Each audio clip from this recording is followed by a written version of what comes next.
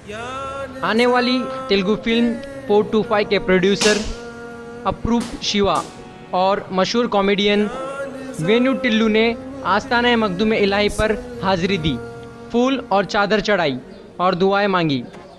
वसीला उर्दू टीवी के नुमाइंदे सैयद सोहेल ने उन फिल्मी शख्सियत से मुलाकात की और चैनल के बारे में उन्हें मालूमात दी।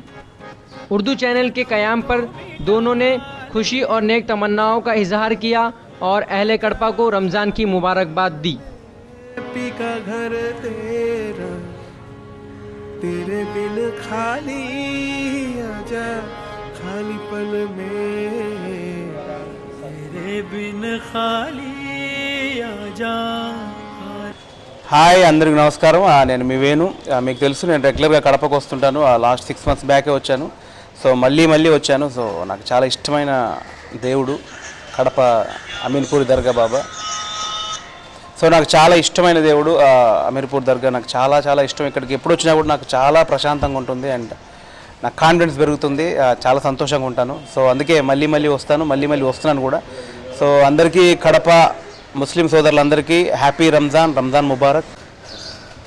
కడపవాసులకి ముందుగా రంజాన్ శుభాకాంక్షలు.